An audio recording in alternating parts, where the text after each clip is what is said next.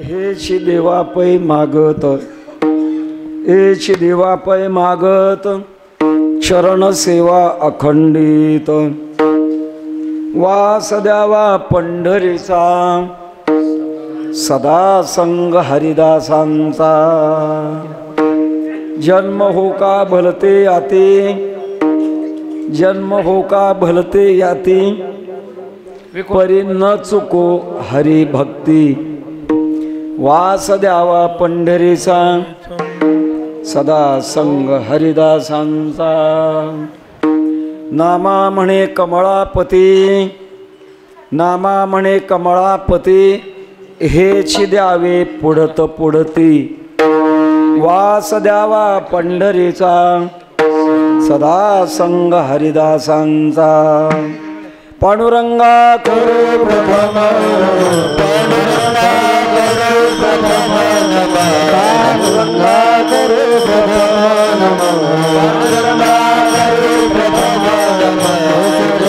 चरण संतारिया,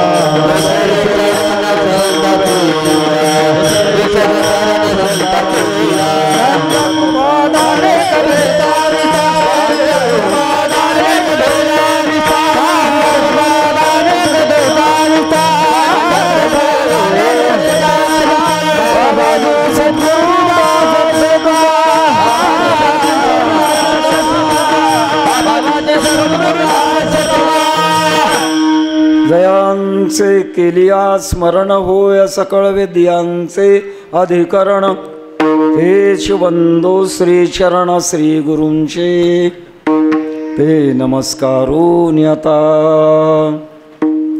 काय माझी वाणी मानेल संतांसी, रंजवू चित्तासी आपुलिया, माझे वाणी तुझे वर्णे गुणनाम, ऐसे देई प्रेम काही कळा, मस्तक हे पायावरी, या वार करे संतांच्या, समचरण सरोजम सांद्र नीलांबुधाभम, जगननिहितपाणिं मंडनं मंडनानां, तरुण तुलसीमाला कंधरं कंजनेत्रं, सदय धवलहासं विठ्ठलं चिंतयामि, विठ्ठल विठ्ठल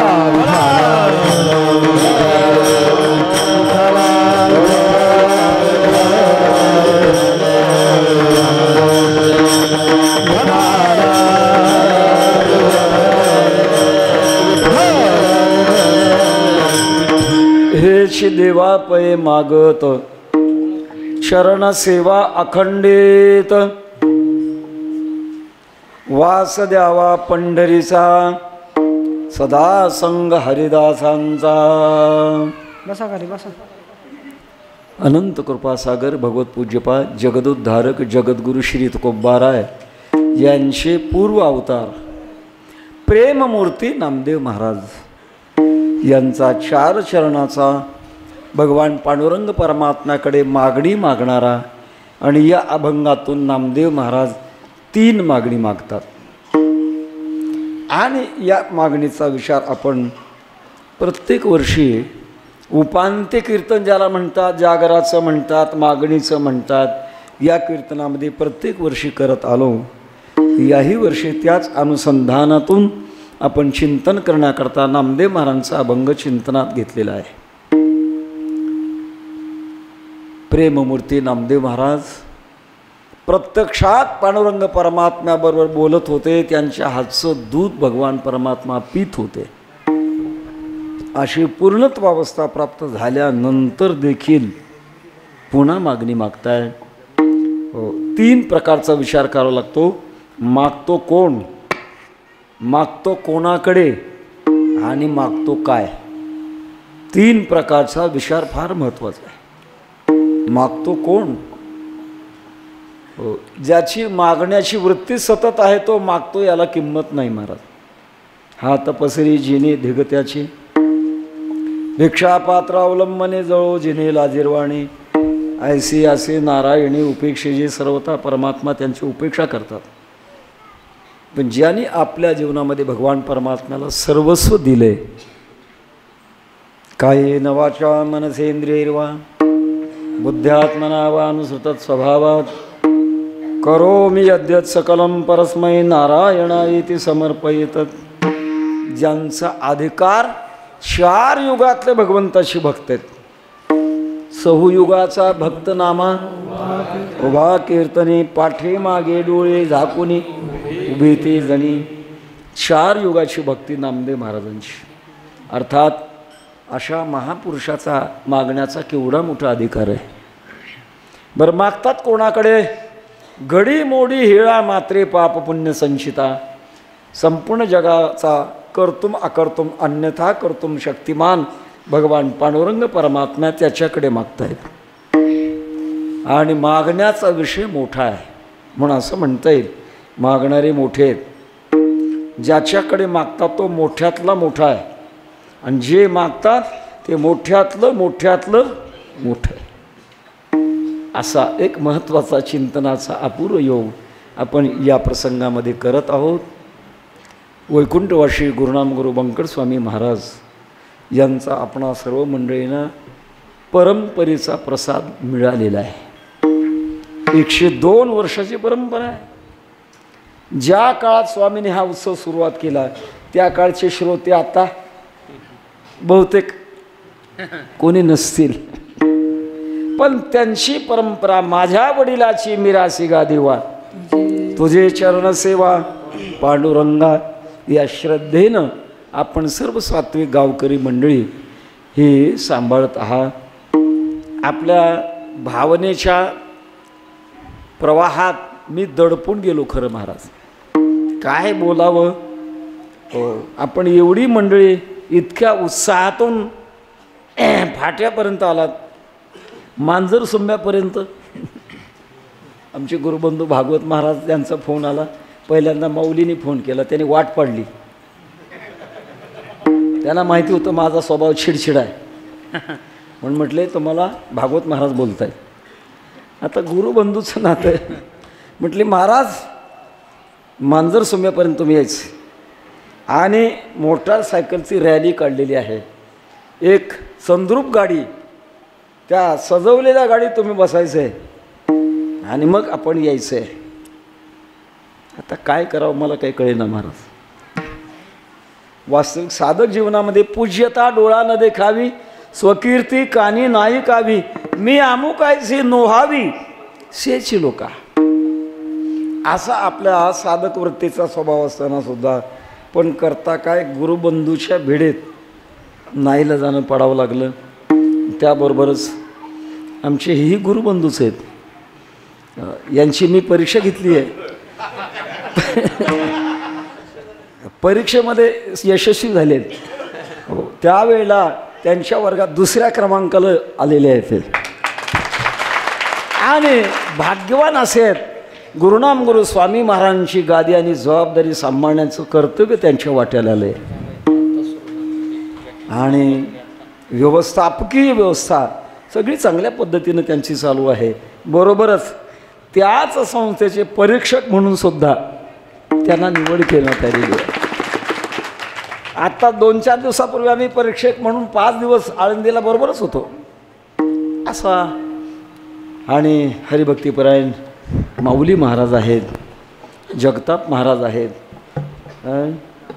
लाड महाराज आहेत. त्याचबरोबर उभे राहिलेले सगळ्या महाराज मंडळीची काही नावं मला घेता येणार नाहीत, पण बऱ्याच दिवस ज्यांना महाराजांच्या बरोबर पाहिलं. नाना महाराज सध्या स्वामी महाराजांवर PhD करतायत. आपण सगळी मंडळी बरोबर वार्ताहर आहेत, रसाळ साहेब आहेत, सगळ्या मंडळींना पोलीस महाराज आहेत. सगळ्यांना नमस्कार करून आजच्या चिंतनाची सुरुवात करत असताना एक स्वामीचे हे देणे, एक अभंग तुकोबारांचा. हे देणं कोणाचं आहे? स्वामी महाराजांचं देणं आहे. कौतुक वाटतंय मला. वास्तविक उस्मानाबाद जिल्हा हे माझी जन्मभूमी आहे आणि बीड जिल्ह्यातील आपेगाव ही माझी वंशभूमी आहे. अजूनही आमची तिथं जमीन आहे, काही विक्री काढलेली आहे. इकडं राहायला इकडे आहोत आणि त्या वंशभूमीचा परिणाम असा हे आले या कपाळा थोडे बहु. आपल्या कपाळाला थोडं बहुत आलंही. आमच्या घराण्याची परंपरा, आमच्या घराण्याला माळ आहे ठाकूर महाराजांची आणि आमच्या घराण्यात शिक्षा म्हणजे शिक्षण आहे स्वामी महाराजांच्या परंपरेचं. अर्थात खूप कृपा. आमचे वडील सांगायचे, आमच्या पंजोबाने आपेगावला सप्ताह सुरू केला. जुने काळ पांदी असायचं जायला यायला आणि एखाद्या वेळा स्वामी महाराज पायी यायचे, पायात काटे मोडायचे आणि ते काटे काढत असताना स्वामी महाराज म्हणायचे, कोणी वसवलं रे हे गाव असं या ठिकाणी. आता त्यांची भाषा मला नाही वापरता येत, थोडं शिवी द्यायची ते आणि त्यांच्या शिवीमध्ये प्रेम असायचं. स्वामी महाराज शिवी देऊन बोलू लागले की जवळच्या माणसाने सांगायचं ठरवायचं अतिप्रेमात आहेत आता आणि आहो जाऊ बोलायला लागले की समजायचं फार रागात आहेत. उलटच होतं त्यांचं. विशेषतः माझ्यासारख्या अभागी माणसावर स्वामी महाराजांचे गर्भसंस्कार आहेत. आपल्या भारतीयामध्ये 16 संस्कार, त्याच्यामध्ये गर्भसंस्कार ज्याला म्हणतात ते गर्भसंस्कार आहेत. मी थोडा मोठा झाल्यानंतर आमच्या आई सांगायच्या, तुम्ही गर्भात असताना स्वामी महाराजांनी मला काही प्रेरणा द्यायच्या आणि त्या प्रेरणेप्रमाणे मी वागायचं. आता कोणत्या प्रेरणा दिल्या कीर्तनात नाही सांगू शकत, कारण गर्भातले संस्कार देखील महत्त्वाचे आहेत महाराज. एक मोठा प्रसंग आहे, थोडं विषयांतर होईल पण महत्त्वाचे म्हणून सांगायला हरकत नाही. ज्यावेळेला सुभद्रा माता गरोदर होत्या आणि भगवान कृष्ण परमात्मा आलेले होते, गरोदर महिलांना डोहळे होतात. डोहळे हा शब्द दो हृदय या शब्दाचा अपभ्रष्ट आहे. दोन हृदय, एक आईचं हृदय आणि दुसरं गर्भातल्या बाळाचं हृदय, या दोघांच्या माध्यमातून जे होतं ते डोहळे म्हणतात. आणि धर्मशास्त्राचा नियम आहे, धर्मशास्त्राचे डोळे पुसावे त्यांचे पुरवावे मनोरथ शास्त्र आहे. अभिमन्यू सुभद्रा मातेच्या गर्भामध्ये होते, भगवान कृष्ण परमात्मा आलेले होते आणि सुभद्रेने भगवान कृष्ण परमात्म्यापुढे आपली इच्छा प्रगट केली. कृष्णा, अरे चक्रव्यूहाचं भेदन कसं करावं रे मला सांग.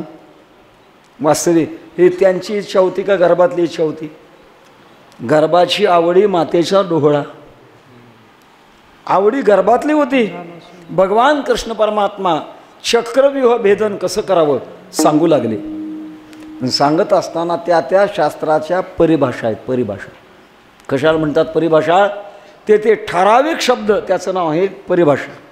आयुर्वेदाची परिभाषा आहे त्रिफळा चूर्ण, 3 फळापासून बनवलेलं चूर्ण त्याला म्हणतात त्रिफळा चूर्ण. पण कोणते 3 फळं? कोणतेही नाही. वैकुंठवासी गुरुवर दुंडा महाराज म्हणायचे, हिरडा भ्याडा आवळकंठी जो घे नित्य उठा उठी त्याशी शौचाची जगजेठी उठा उठी तत्काळ. परिभाषा आहे. पंचांग परिभाषा आहे. तिथी वार करण योग नक्षत्र या 5 गोष्टी ज्याच्यात असतात त्याला म्हणतात पंचांग. वेदांताची सुद्धा परिभाषा आहे. अजातवाद, परिणामवाद, विवर्तवाद, आरंभवाद परिभाषा आहे. तसं युद्धाची सुद्धा परिभाषा आहे. भगवान परमात्मा बोलत होते, सुभद्रा माता ऐकत होत्या आणि वर्षेवर जड होत होतं. जेव्हा एखादा कीर्तनकार शास्त्रोक्त पद्धतीनं बोलायला लागला आणि सामान्य श्रोत्यांना समजेना गेलं, मग तो डोस जड होतो, म्हणजे झोपच लागते. आणि मग कीर्तन संपल्यानंतर आजचं कीर्तन डोक्यावरून गेलं. तसं सुभद्रा मातेला ते वर्षेवर जड होऊ लागलं. चक्रव्यूहामध्ये प्रवेशित कसं व्हावं एवढं सांगेपर्यंत सुभद्रा माता जाग्या होत्या आणि नंतर झोप लागली. भगवंतानी ठरवलं आता झोप लागली, आता बोलणं बंद करावं. परिणाम काय झाला माहिती आहे आपल्याला? अभिमन्यूने चक्रव्यूह भेदन करू शकले पण बाहेर येऊ शकले नाही. गर्भातले संस्कार याच्याकरता मी बोललो. तसं गर्भातले संस्कार आणि दैवयोगाने स्वामी महाराज या संस्थेचे 24 वर्ष अध्यक्ष होते.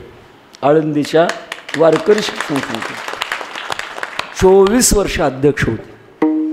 त्याच संस्थेचं विद्यार्थी होण्याचं भाग्य मिळालं. बघता बघता पुढे परीक्षक म्हणून 33 वर्षापासूनचं भाग्य मिळालं. त्याच्यानंतर विश्वस्त होण्याचं भाग्य मिळालं. नको म्हणत होतो मोठे बाबांना, 3 वेळेला नाही म्हटलो. चौथ्या वेळेला म्हटल्यानंतर आपले गुरुवर्य म्हणतात आणि आपण अवहेलना करतो, नको हे चांगली गोष्ट. मग नंतर विश्वस्त झालो आणि जवळजवळ 8-9 वर्ष झाले त्याच संस्थेची अध्यक्षीय सेवा करण्याचं भाग्य मिळालं. हे सगळं स्वामींची कृपा आहे. आणि इथलंसुद्धा ही सेवा 44 वर्षापासून आपण म्हणताय तेव्हापासून आपण करतो आहे. आजची जागराची चिंतन सेवा प्रेममूर्ती नामदेव महाराजांच्या अभंगातून आपण करूया असा संकल्प मला प्राप्त झाला. वास्तविक लक्ष्मण महाराजांचे अत्यंत जवळचे गुड्डू महाराज ते गिनेश गुड्डूच बरं आहे ना आणि गुड्डूच आहेत. म्हटले महाराज अकल्पायुष्य व्हावे तर आकुळा अभंगावर मला ऐकायचं आहे. मी म्हटलं थोडंसं मी चिंतन वेगळं केलं आहे, पुढं कधीतरी आपण ऐकू अकल्पायुष्य व्हावे तर आकुळा. सांगण्याचा मुद्दा असा, या अभंगावर आपण चिंतन करण्याचा प्रवृत्त झालेलो आहोत. प्रेममूर्ती नामदेव महाराज भगवान परमात्म्याला मागतात. मागत असताना मात्र काही आग्रह लागतो. आपल्या वारकरी संप्रदायातल्या भक्तांचा अभ्यास जर केला, जे भगवत भक्त पूर्णत्वाला प्राप्त झाले ते आपल्या जीवनामध्ये आग्रही होते. आणि भगवत भक्ताने जरूर आग्रही असावं. घातली लोळणी गा पुंडलिके वाळवंटी, पंढरी पुण्य ठाव निरे भिवरी तटी. भक्तराज पुंडलिकाने आग्रह धरला. नंतर आणि एक उपमन्यू एक बाळ धाकुटे त्याने आग्रह धरला. बैसोनी खोळी शुकर आहे गर्भी आंधळा त्याने आग्रह धरला. आणि पावला त्या कारणे लाज राखिली कळा. आग्रहाची आवश्यकता आहे. आपण ऐकलं असेल, मी कधीतरी सांगितलं असेल, स्वामी विवेकानंदांचे सद्गुरू रामकृष्ण परमहंस हे बालपणापासून काली मातेची पूजा करायची. बऱ्याच काळानंतर त्यांच्या मनामध्ये एक आलं की आपण इतके वर्ष झालं काली मातेची पूजा करतो, अजून काली मातेनं आपल्याला दर्शन दिलं नाही, आपल्याला दर्शन पाहिजे. आग्रहाला पडले आणि एके दिवशी घरून जाताना तरवार घेऊन गेले. मंदिरामध्ये काली मातेच्या पायावर डोकं ठेवलं आणि हात जोडून विनंती केली, आई आज तू मला दर्शन दिलं पाहिजे. जर नाही दर्शन दिलं या तरवारीनं मी स्वतःचा शिरच्छेद करून घेईन. काली माता घाबरली महाराज आणि मूर्तीमधून काली माता प्रगट झाली. रामकृष्ण परमहंसांना दर्शन झालं. कृपया आपल्यापैकी असा प्रकार कोणीही करू नका. कारण बँकेत चेक वाटतो कोणाचा, बॅलन्स आहे त्याचं. आपलं काम आहे बॅलन्स वाढवायचं, सांभाळायचं. येईल कधीतरी प्रसंग तो. विठ्ठल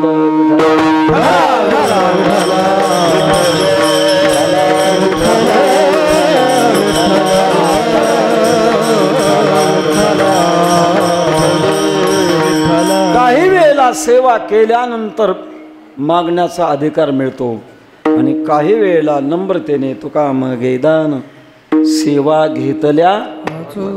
देवा मी तुम्हाला दान मागतोय, सेवा न घेताना सुद्धा तुम्ही मला दान द्या. असे दोन्ही प्रकार आहेत. नामदेव महाराज खूप सेवा करणारे आणि भगवान परमात्म्याला आपल्या जीवनातल्या काही गोष्टी मागतात.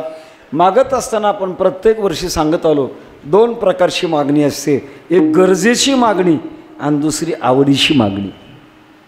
गरजेची मागणी आपल्या जीवनात ज्याच्या वाचून आपण पूर्ण होतच नाहीत, समजायचं ती गरजेची मागणी आहे. जीवात्मा परमात्म्याची कृपा झाल्याशिवाय बंधनातून मुक्त होतच नाही. गरजेची मागणी. करिया ते मीराचा नाश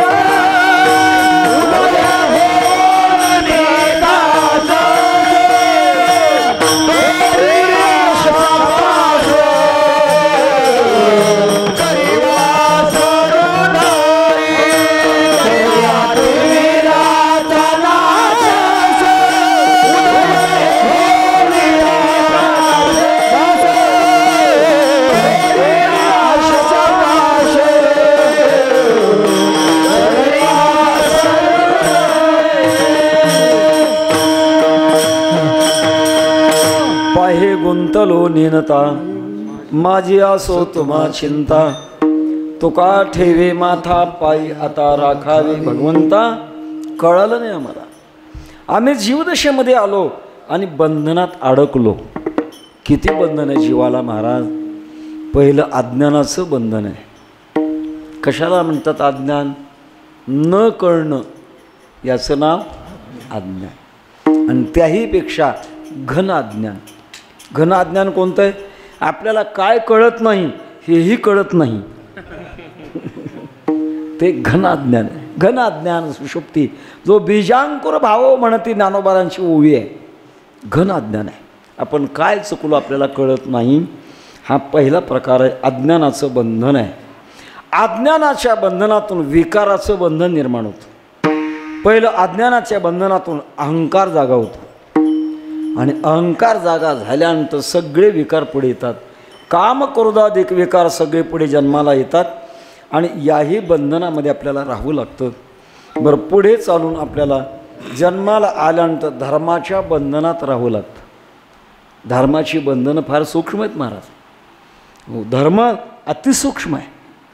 प्रत्येकानं कोणता धर्म कुठे पाळायला पाहिजे हे कळलं पाहिजे.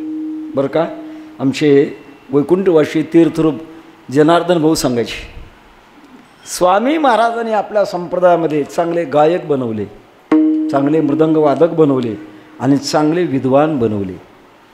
स्वामी महाराजांचे एक लाडके, आता नाव नाही सांगत, त्यांना काशीला घेऊन गेले आणि एका चांगल्या शास्त्री महाराजांच्याकडे नेऊन सांगितलं, यांना चांगलं विद्वान बनवा, उत्तर मीमांसा यांना चांगली अवगत झाली पाहिजे, असं बनवा. आणि स्वामी महाराज आले परत म्हणतात. हे गेले, पहिल्या दिवसाचा पाठ. आता स्वामी महाराज म्हणजे मायबापच होते, त्यांना काय मर्यादा काय काय नाही सगळं चालत होतं. पण ते शास्त्री महाराज काशीचे, त्यांना फार नियमबद्धता. ज्यांना ठेवलं होतं त्याने अशी मांडीवर मांडी टाकून बसले पुढे. ते शास्त्री महाराज कडाडले. कुठले? म्हणे महाराष्ट्र. ज्याला बसायची अक्कल नाही त्याला ब्रह्मज्ञान कळणार आहे, चल उठ इथून म्हणे. का सांगतो, मर्यादा आहेत फार महाराज. कुठं बसायचं, काय बसायचं, या मर्यादा आहेत. एक जुना इतिहास आहे आपल्याकडे. अरुंधती नावाची एक फार मोठी पतिव्रता होऊन गेली आहे. ज्यांचे पती वशिष्ठ. आणि गंमत असे त्यांचा इतिहास आहे. जेव्हा अरुंधती आणि अरुंधतीचे वडील वशिष्ठांच्या आश्रमामध्ये आले. वशिष्ठ म्हणजे फार मोठा अधिकार होता. एकाची छाटी तपिन्नली, सूर्याच्या जाग्यावरचं काम ज्यांच्या छाटीनं केलं, इतका मोठा अधिकार वशिष्ठांचा. रघुवंशाचे ते कुलगुरू होते, असा मोठा अधिकार. आणि वशिष्ठ अजून ब्रह्मचारी आश्रमात होते. ग्रस्ताश्रमामध्ये प्रवेश करायचा होता आणि त्यांना पाहण्याकरता अरुंधती आणि अरुंधतीचे वडील दोघंच आले. आता पूर्वीची प्रथा, अलीकडच्या काळात पाहायला येत असताना 4-5 गाड्या घेऊन येतात. त्या पाहुण्याचं कंबरडच मोडलं पाहिजे पहिल्यांदा. दोघंच आले. वशिष्ठांनी पाहिलं आपल्याकडे पाहुणे आलेले आहेत आणि पहिला उपचार आहे आसनं टाकणं. वशिष्ठांनी 3 आसनं घेतली आणि टाकून दिले. एक स्वतः करता, दुसरं वशिष्ठ अरुंधतीच्या वडिला करता आणि तिसरं कोणाकरता? अरुंधती करता. 3 आसनं टाकली. वशिष्ठ एका आसनावर बसले, अरुंधतीचे वडील एका आसनावर बसले. पण अरुंधती धर्म मर्यादेचं पालन करत होती. विचार करत होत्या, या आसनावर मी बसावं का न बसावं, कारण मी माझ्या मनाने हे यांना पती म्हणून स्वीकारलेलं आहे आणि पतीची सेवा घेणं पाप आहे. याने टाकलेल्या आसनावर मी बसावं का नाही बसावं, एक मनामध्ये विचार आला. बसावं तर पाप आहे आणि त्याने आसन बस म्हणून टाकलंय, नाही बसावं तर अवज्ञा केल्याचं पाप आहे. दोन्ही कोणी पाप. काय करावं? अरुंधती मोठ्या बुद्धिमान होत्या. आसनावर बसल्या नाहीत, आसनाच्या बाजूला बसल्या आणि आपला उजवा हात आसनावर ठेवला. तुम्हाला मी पती म्हणून स्वीकारलंय, म्हणून तुमची सेवा मी घेऊ शकत नाही म्हणून बाजूला बसले आणि अवज्ञा घडू नये म्हणून आसनावर हात ठेवला. किती अवघड आहे महाराज धर्म मर्यादा. हे धर्माचं बंधन आहे. नंतर नीतीचं बंधन आहे. नंतर संस्कृतीचं बंधन आहे, नंतर कायद्याचं बंधन आहे, नंतर व्यवहाराचं बंधन आहे. कितीतरी बंधन आहेत महाराज माणसाला. तो जिने पराधीन अनेका हाती दृढपाशी बहु बांधलो संचिती प्रारब्ध क्रियमान सांगाती भोवंडिती सत्ता आपुलिया. अनेकाच्या बंधनामध्ये राहावं लागतं. तेव्हा ही बंधनं नको आहे. जोपर्यंत बंधन आहे तोपर्यंत आपण पारतंत्र्यात राहणार आहोत, आणि जोपर्यंत पारतंत्र्यात आहोत तोपर्यंत दुःख भोगावं लागेल. पराधीनासी सुख आहे म्हणे तो केवळ मूर्ख. नाथमारांची ओवी आहे. पराधीन माणसाला कधी सुख प्राप्त होत नाही. पण आपल्या देशामध्ये 75 वर्ष होऊन गेले. पराधीनता संपवण्याकरता एकेकाने आपले जीव बलिदान केले. का? आम्हाला पराधीनता नको, आमची सत्ता आमच्या ताब्यात पाहिजे. मुद्दा असा, हे पराधीनपणा जीवत्व दशा म्हणजे पराधीन अवस्था आहे महाराज. आपल्या संचिताच्या ताब्यात राहावं लागतं, प्रारब्धाच्या ताब्यात राहावं लागतं, आणि सावध होऊन क्रियमान कर्म करावं लागतं. फार पारतंत्र्य आहे. तर या पारतंत्र्यातून आपण गेलं पाहिजे, बाजूला झालं पाहिजे, आपण जीवनमुक्त झालं पाहिजे. बंधनाचा तोडोडा बंधनाचा तोडोडा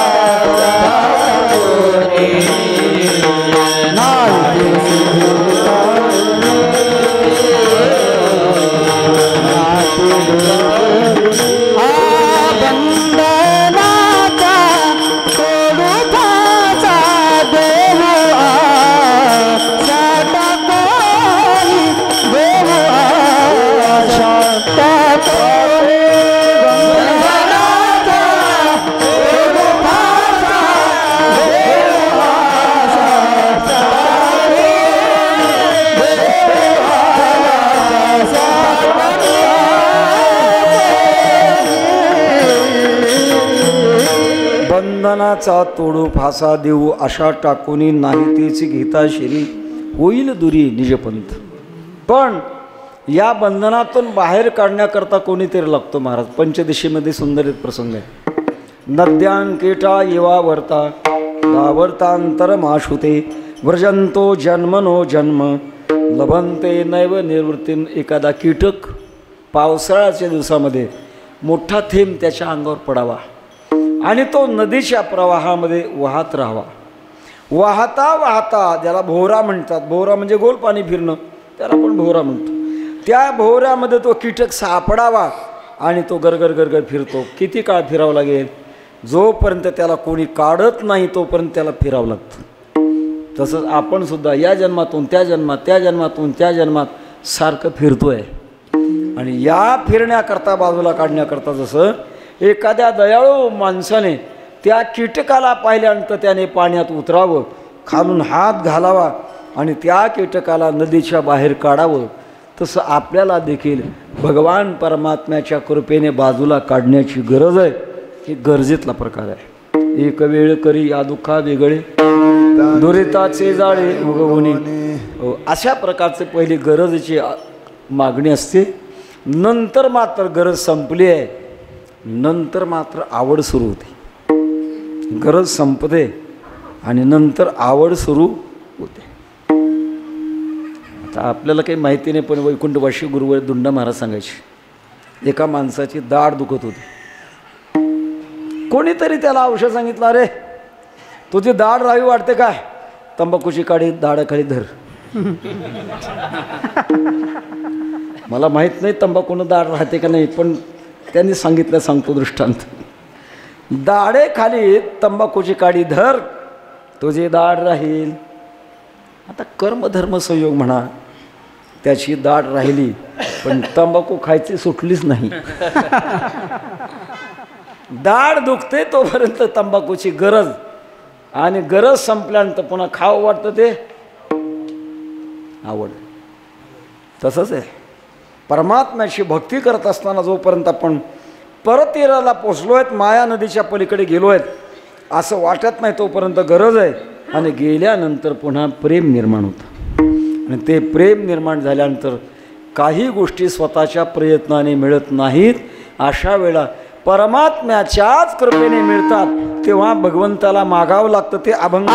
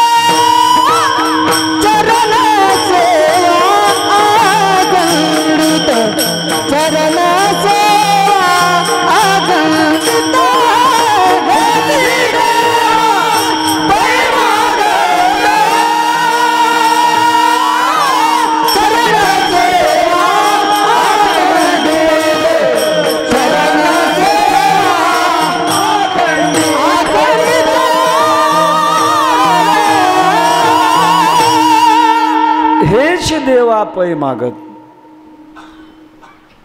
मागणाऱ्यावर सुद्धा जबाबदारी आहे, पण देणाऱ्याला संकट पडू नये.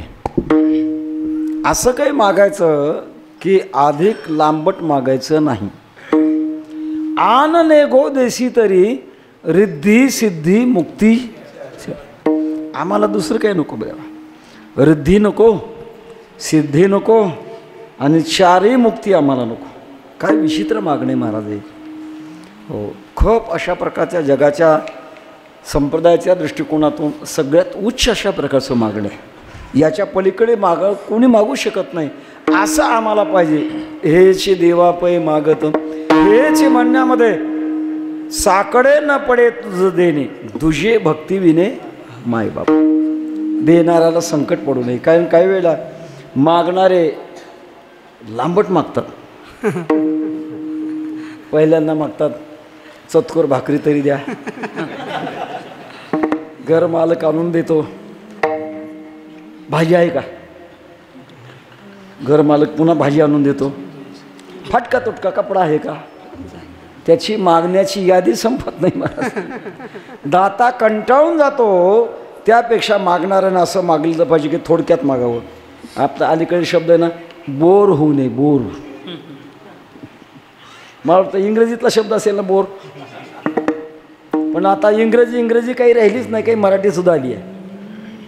हेच देवा पै मागत. आम्ही देवाला हेच मागतो. पै हा पादपूर्ण अशा प्रकारचा शब्द आहे. शवय तुही असे काही शब्द आहेत की ते फक्त मधलं यमक जुळवण्याकरता असतात. श वय तू ही. तसं मराठी भाषेमध्ये पै, हेच देवा पै मागत. पै म्हणजे पैसा नाही, पै हा पादपूर्ण अशा प्रकारचा शब्द आहे. आम्ही देवाला हेच मागतोय. काय मागता? चरणसेवा अखंडित. भगवंताची चरणाची सेवा अखंड अशी आम्हाला मिळावी असं आम्ही देवाला मागतोय. का बरं? सेवा करण्यापेक्षा, सेवक होण्यापेक्षा मालक व्हायला पाहिजे. पण नामदेव महाराज मालक न होताना सेवकच होण्याची इच्छा करतात. का करावं? याचं कारण आहे महाराज, संसारातला सेवक वेगळा आहे आणि परमार्थातला सेवक वेगळा आहे.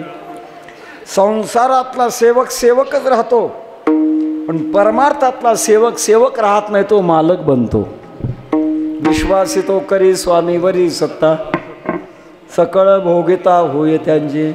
सेवकाच्या श्री धरणे चाले पादुका, सेवकाच्या श्री चाले पादुका,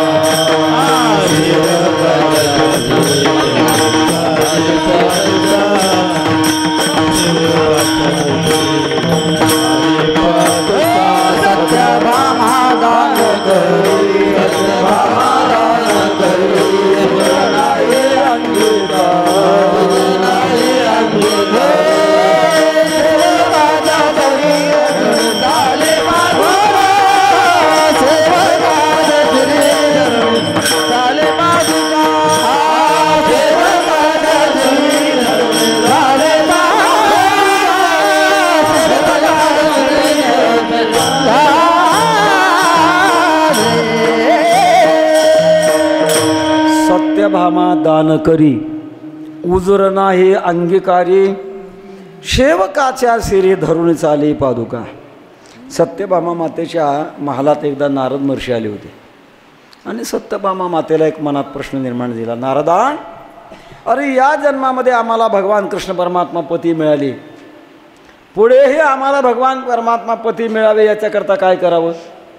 नारदाने सांगितलं, आई साहेब, या जन्मात आपण जे दान करावं ते अनंत पटीनं पुढं मिळतं. मग काय करावं? तुम्ही भगवान कृष्ण परमात्म्याला दान द्या. सत्यभामा माता म्हणू लागल्या, मी दान देते, पण घेणारा पाहिजे ना. कोण आहे घेणारा? नारद म्हटले, आम्ही आहोत ना, आम्ही घेतो, द्या दान. सत्यभामा मातेनं पाणी आणलं आणि नारदांच्या हातावर पाणी सोडलं. जन्मजन्मांतरी भगवान कृष्ण परमात्मा आमचा पती प्राप्त व्हावा असं मन संकल्प सोडला आणि ते पाणी हातावर सोडलं. भगवान कृष्ण परमात्म्याकडे नारद गेलेने सांगितलं, भगवंता हात ओला आहे. भगवान म्हणाले, ब्राह्मणाचा बहुतेक हात ओलाच असतो. काय म्हणणं आहे? काय म्हणणं नाही. आता तुम्हाला मला दान दिले, दान दिलेली वस्तू दात्याकडे चालत असते. आता तुम्ही देय वस्तू आहात, मी घेणारा आहे, देणाऱ्याने मला दिले, आता माझ्याबरोबर चालायचं आहे तुम्ही. भगवान कृष्ण परमात्मा निघाले, पण निघत असताना आता सेवक झाले. सेवक झाल्यानंतर मालकाकडनं ओझं घ्यावं लागतं ना. भगवंताने विचारलं, नारदा, तुमच्याकडे तो विना आहे ना, द्या माझ्याकडे. नारद म्हटले, इथं भांडवल आहे, ज्या भांडवलावर तुम्हाला जिंकलं ते आम्ही कसं देणार? व्यवहारामध्ये सुद्धा माणसं भांडवल देत नाहीत, नफा देतील. भांडवल देणार नाही. घरी एखाद्या वेळेला सगळी माणसं जेवून तयार झाली आणि 8-9 पोळ्या शिल्लक राहिल्या, वाटोळं होऊ नये, शेजाराचा स्वयंपाक चालू होणार होता आणि मग ते घरचे मालक फाटकं तुटकं फडकं घेतात, त्याच्यात त्या 8-9 पोळ्या बांधतात, शेजारी जातात, आमच्या घरातले सगळ्यांची जेवणं झालेत, हे पोळ्या तुम्ही घ्या. फाटकं तुटकं कपडा असतो. तो शेजारी त्यातल्या पोळ्या काढून घेतो आणि जो देणार आहे ना तो म्हणतो फडकं द्या, कारण फडकं भांडवल आहे. तसंच आहे. तेव्हा मला भांडवल, नारद महर्षी म्हणाला भांडवल आहे देवा हे, याच्यावर तर तुला जिंकलं, हे कसं देईन? मग काहीतरी द्या ना. नारदांच्या पायामध्ये पादुका होत्या, त्या पादुका भगवान कृष्ण परमात्म्याने घेतल्या आणि डोक्यावर घेऊन चालू लागले. कशाचा परिणाम आहे हा? सेवक होण्याचा परिणाम. तेव्हा सेवा करणं हा सगळ्यात महत्त्वाचा भाग आहे. एक त्याच्यात अवघड आहे. का मागायचं? सेवा धर्मो परमो गहनहा. सेवा धर्म इतका सोपा नाही महाराज, अवघड आहे. सेवा करण्याकरता आपली सेवा ज्याच्या आपण सेवा करतो त्याला आवडली पाहिजे. आपल्या मनासारखी सेवा करायची नाही, ज्याची सेवा करायची. तुका म्हणे देवा माने आयसी करू, त्याला मंजूर होईल अशा प्रकारची सेवा केली पाहिजे. आपल्या मनाची सेवा नाही करायची. सेवा धर्मो परमो गहना, अत्यंत कठीण आहे सेवा धर्म. दुसरी गोष्ट, सेवा मिळण्याकरता भगवंताची कृपा लागते. विनाकारण आपण भगवंताची सेवा करू शकत नाही. एक रामायणातला प्रसंग सांगून पुढे जाऊ आपण. जेव्हा हनुमंतराय आणि भगवान परशुरामचंद्र या दोघांची भेट झाली, तेव्हापासून हनुमंतराय परशुरामचंद्रांच्या सानिध्यामध्ये सतत राहायचे. उठता बसता खाता पिता. भगवान परशुरामचंद्र उठण्याच्या अगोदरपासून झोपी गेल्यानंतरपर्यंत हनुमंतराय बरोबरच राहायचे. लंका जिंकली. भगवती सीता मातेला घेऊन परत पुष्पक विमानामध्ये बसून सर्व वानरांना भगवंताने जिवंत केलं, अमृत प्रोक्षण केलं. राक्षसांना मात्र जिवंत नाही केलं. काही लोक म्हणतात देवावर सुद्धा भेदभाव आहे. वानर सैन्य आपलं आणि राक्षस सैन्य रावणाचं, म्हणून त्यांना जिवंत केलं नाही असं नाही महाराज. भगवंताच्या कृतीमध्ये काय चांगलं आहे ओळखणं अवघड आहे. काय घडलं? राक्षस जे मेले, मरत असताना भगवान परशुरामचंद्राला पाहत पाहत मेले. ज्याचं नाव घेतल्यानंतर मोक्ष प्राप्त होतो आणि त्याला पाहिल्यानंतर जर प्राण सुटला, ते काही नरकाला गेले असतील का? ते मोक्षगतीला प्राप्त झाले. पण वानर मात्र कोणाला पाहून मेले? राक्षसांना पाहून मेले. म्हणून त्यांच्यावर अमृत सिंचन केलं आणि जिवंत करून परत अयोध्येला आणले. राज्याभिषेक झाला. राज्याभिषेक झाल्यानंतर हनुमंतराय सतत जवळ, बाजूला जायचीच नाहीत. भगवती सीता मातेला सुद्धा सेवा करणं अवघड होत चाललं आणि राजदरबारामध्ये एक गट तयार झाला. कोणता गट आहे? असंतुष्ट गट. आणि असंतुष्ट गट निर्माण झाल्यानंतर सगळे आले सीतामातेकडे. आई साहेब, आम्ही इतकं जवळ राहतो पण आम्हाला कुठली सेवा मिळत नाही. ते हनुमंतराय सगळी सेवा करतात, आम्ही काय नुसतं जोडायला आलो काय? आम्हाला सेवा पाहिजे. सीतामातेने सांगितलं खरं रे बाबा, तुमच्यासारखंच मला सुद्धा दुःख आहे. आता एक काम करू. काय काम करायचं? सेवा सगळे वाटून घेऊ आणि वाटून घेतलेली सेवा रजिस्टर करून टाकू. सगळी सेवा वाटून घेतली. प्रत्येक सेवकाने आपली आपली आपली आपली सेवा वाटून घेतली. हनुमंतराय जेव्हा दरबारामध्ये आले तेव्हा सीतामातेने बोलवलं, हनुमंता आजपासून ठराव बदलला आहे. काय? सेवा वाटून दिल्या. हे पहा, भगवान परशुरामचंद्र उठण्यापासून तो झोपी जाईपर्यंत त्या सेवेची यादी वाचून दाखवली. हनुमंतराय म्हणतात, आईसाहेब माझं नाव कुठंच नाही. सीतामाता म्हणतात, हनुमंता भरपूर सेवा केली आहे, आता थांबा. नाही नाही नाही, सेवा मला मिळाली पाहिजे ना. कुठंच सेवा नाही तुमच्या यादीमध्ये. शेवटी हनुमंतराने सांगितलं, आईसाहेब राहिलेली सेवा मी घेऊ का? सीतामातेने विचार केला, आपण तर सगळी यादी केली, आता राहिलेली कोणती सेवा आहे? कोणती सेवा राहिली हनुमंता? जेव्हा भगवंताला जांभळी येईल तेव्हा चुटकी वाजवण्याची सेवा, हे मला द्या. कारण आपल्याकडे नियम आहे, जांभळी आल्यानंतर चुटकी वाजवायची आणि राम राम राम काय आपल्याला आवडते देवाचं नाव घ्यायचं. जर चुटकी नाही वाजवली आणि देवाचं नामचिंतन नाही केलं आणि जांभळी तशीच दिली, आयुष्य कमी होतं शास्त्र आहे. त्याच्याकरता चुटकी वाजवली पाहिजे.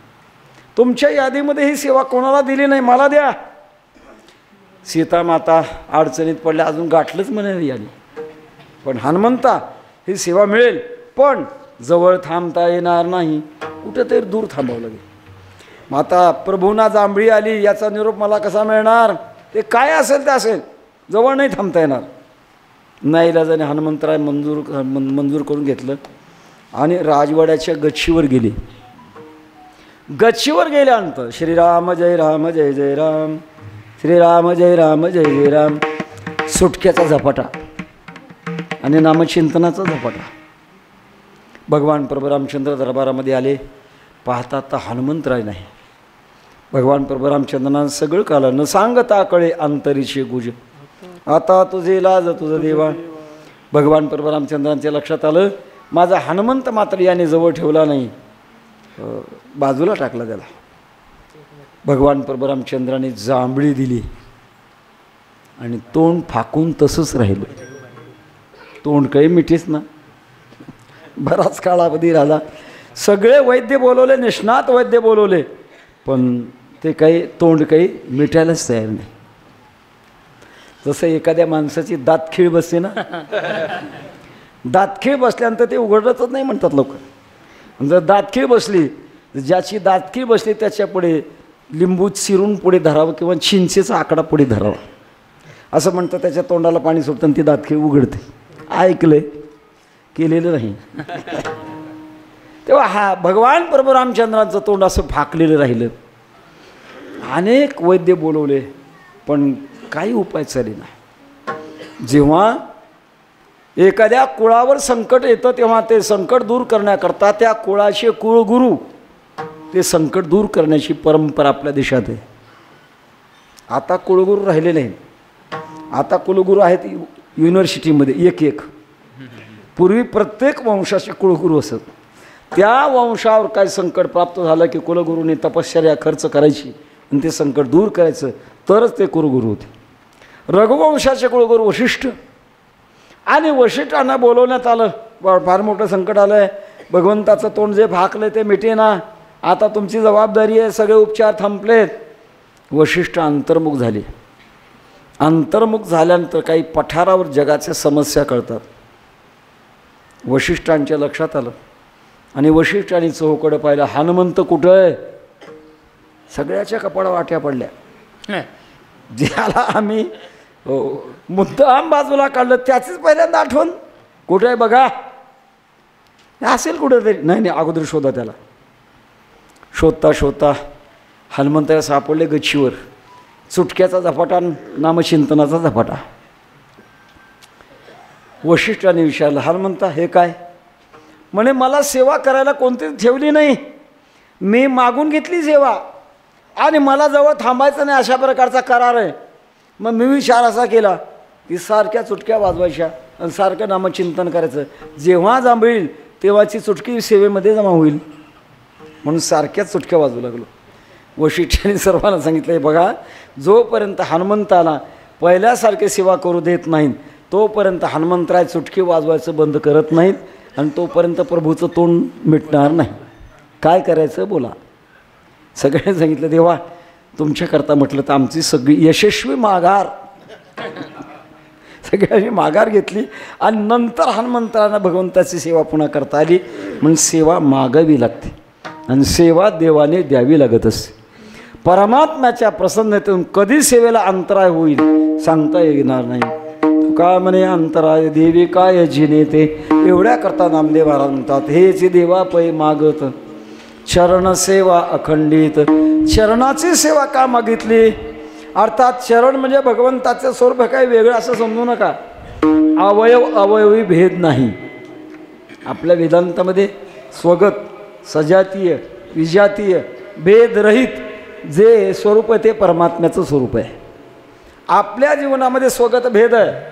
डोळ्यामध्ये कान नाही, कान म्हणजे डोळा नाही, हात म्हणजे पाय नाही, पाय म्हणजे हात नाही, भेद आहे सोबत सजातीय भेद आपल्या जवळचे आणि आपण वेगळे वेगळे आहोत विजातीय भेद आहे पण परमात्म्यामध्ये हा कोणताच भेद नाही याच्याकरता भगवान परमात्मा पाय आणि भगवंताचं स्वरूप एकच आहे फक्त एकच मर्यादा आहे शास्त्रामध्ये उत्तमानाम स्वरूपमहि पादशब्देन भन्यते महापुरुषाचा किंवा उत्तम शक्तीचा निर्देश जर करायचा असेल तर पायाच्या स्वरूपातूनच निर्देश करावा लागत असतो याच्याकरता हेची देवापै मागत शरणसेवा अखंडित तसं भगवंताच्या चरणामध्ये खूप मोठे महिमा आहेत आपल्याला सगळं सांगता येणार नाही जवळजवळ 1.5 तास आपलं चिंतन होत आलेले आहे तेव्हा परमात्म्याच्या चरणामध्ये काय सांगू तुझ्या चरणेच्या सुखा अनुभव ठाऊका नाही तुझं महाराज म्हणतात देवा तुमच्या चरणामध्ये काय सुख आहे ते तुम्हाला माहीत नाही भोगता तो निराळा तेने भोगता तो निराळा तेने गोडी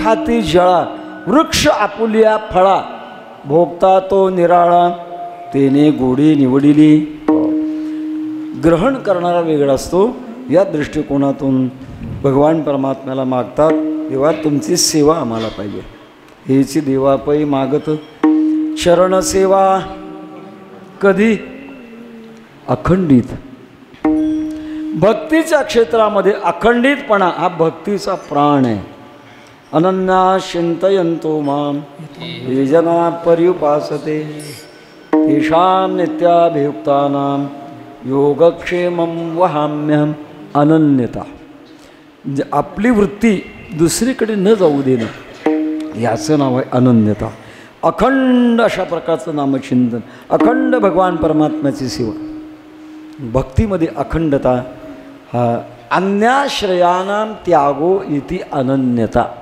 नारद महर्षी सांगतात दुसरा मनाने आश्रय घ्यायचा नाही अखंड भगवान परमात्म्याच्या चरणाचा आश्रय घ्यायचा कारण दुसऱ्याचा आश्रय घेतला की ती भक्ती होत नसते नसरे ती भक्ती विठोबाची पायी उपरते नाही जेथे चित्ता आता इथे पंखा फिरतोय हॅलोजन प्रकाश देत आहेत एम्प्लिफायर आवाज मोठा करतोय याच्या पाठीमागे काय आहे शक्ती आहे कोणती वीज आणि ही वीज काही वडगावमध्ये तयार झाली नाही कुठेतरी औष्ण केंद्रात कोयना असेल ना परळी असेल ना कोणता असेल कुठेतरी तयार झाली पण ती तयार झालेली वीज या ठिकाणी कोणत्या गाडीनं आली गाडीनं नाही आली या उपकरणापासून तो औष्णिक केंद्रापर्यंत अखंड वायर आहे वायर जर मध्ये तुटलं ते सगळं बंद होईल जसं वीज येण्याकरता अखंडता लागते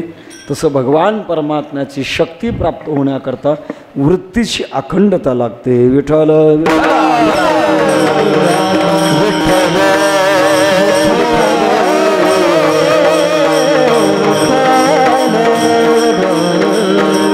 अखंड खंडे ना जीवन रामकृष्ण नारायण काही वेळा खंडित देखील असतं पावसाळ्याच्या तोंडावर एखादा घरी पाहुणा यावा रात्रीची वेळ असावी आणि बैठकीतला बल्ब लागावा विझावा लागावा विझावा पाहुणा विचारतो घर मालकाला असं का होतंय हो घर मालक सांगतो खांबावरचं कनेक्शन लूज पास आहे म्हणजे हवा आली की चिटकते आणि हवा थांबली की तुटते तसं लूज पास कनेक्शन वारी आली की कनेक्शन चिटकते वारी संपली की कनेक्शन सप्ताह आला की कनेक्शन चिटकते, सप्ताह संपला की कनेक्शन तुटतंय, कीर्तन सुरू झालं की कनेक्शन चिटकतंय, कीर्तन संपल्यानंतर कनेक्शन तुटतंय.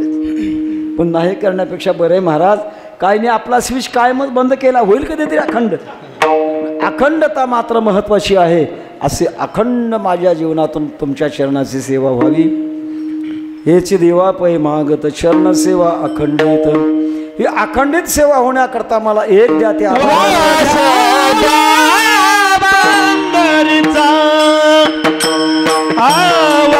घ्या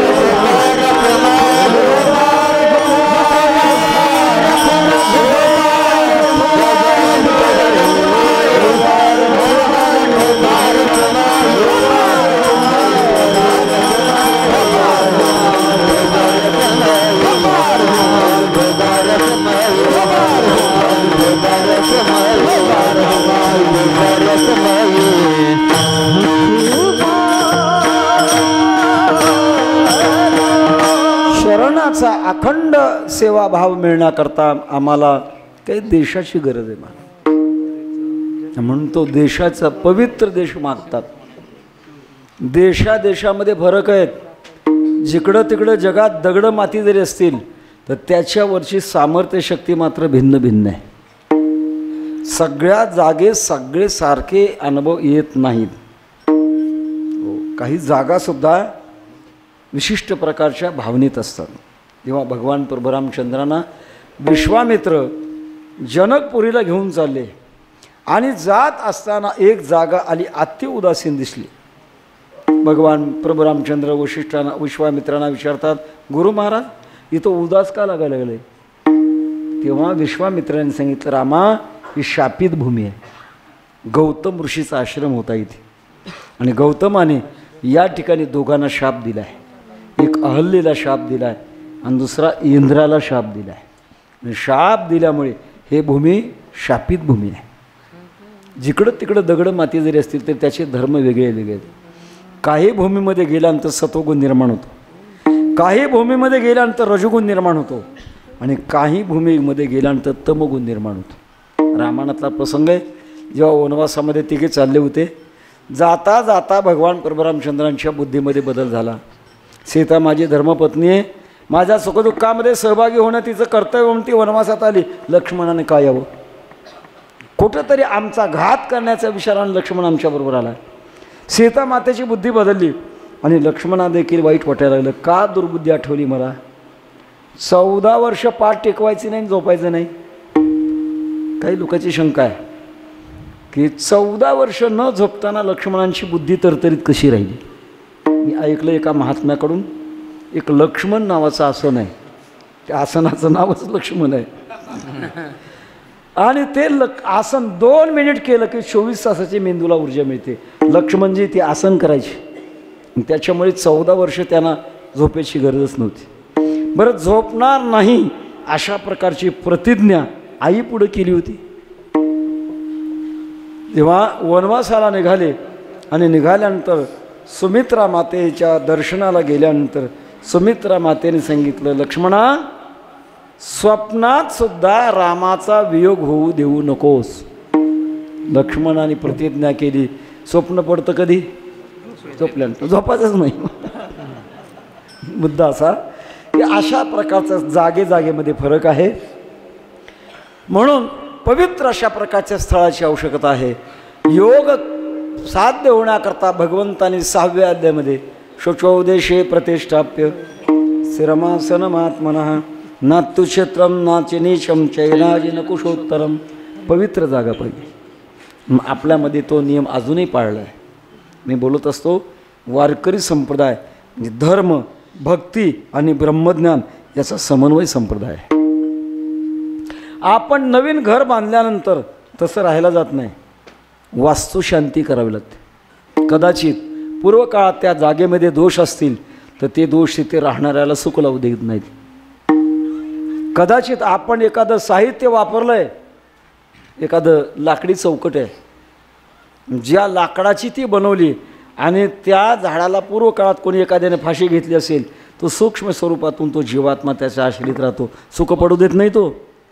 हे सगळे दोष दूर होण्याकरता वास्तुशांती नावाचा प्रकार आपल्याकडे आहे. सांगण्याचा माझा मुद्दा असा, तेव्हा आपल्याला भगवंताची भक्ती करण्याकरता तो देश लागतो. नामदेव महाराज म्हणतात, मला पंढरीमध्ये द्या वास द्यावा पंढरीचा. पंढरी म्हणजे भूवैकुंठ, ब्रह्म तव दिसत आहे नीट, या हरिदासाची वाळवंट जागरणासी दिले. या जगात पंढरी क्षेत्र काही वेगळं क्षेत्र आहे. दृष्टीचे 3 प्रकार आहेत, भौतिक दृष्टी, दैवी दृष्टी आणि आध्यात्मिक दृष्टी. पंढरपूर सोलापूर जिल्ह्यातला एक तालुका भौतिक दृष्टी. पंढरपूर प्रत्यक्षात वैकुंठ धाम आहे दैवी दृष्टी, आणि पंढरपूर हे पांडुरंग स्वरूप आहे ही आध्यात्मिक दृष्टी आहे. तेव्हा संतांना दैवी दृष्टी असते.